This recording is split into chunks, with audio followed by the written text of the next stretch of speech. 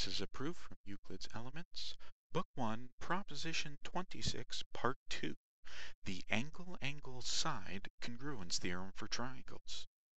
This proposition of Euclid's actually has two parts. They're both congruence theorems for triangles involving two angles and a side congruent. The first part has the side between the two angles. The second part, this part we're talking about now, has the side opposite from the two angles. We're given two triangles, ABC and DEF.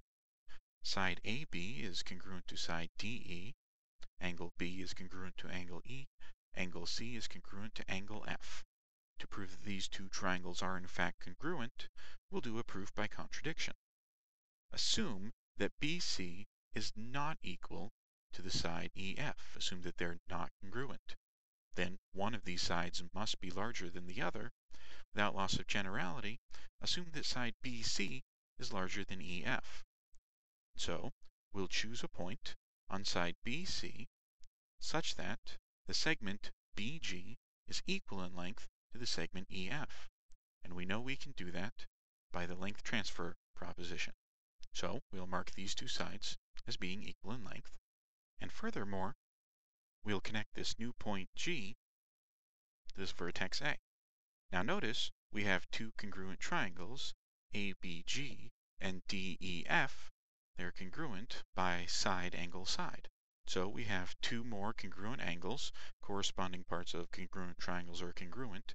So angle AGB is congruent to angle DFE. Next we'll mark those as congruent. And now we actually have a contradiction. Note that AGB is the exterior angle to triangle ACG.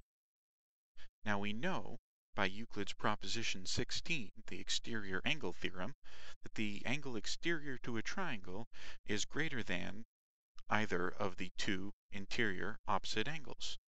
So this angle AGB should be larger than this angle ACG, this triangle.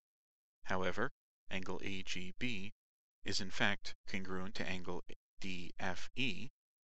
DFE is in turn congruent to angle ACB by hypothesis.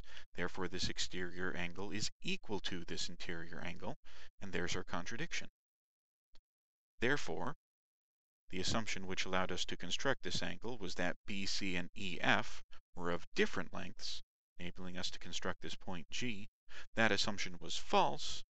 Therefore, E and F must be the same length as segment BC, and therefore these two triangles are in fact congruent by side angle side.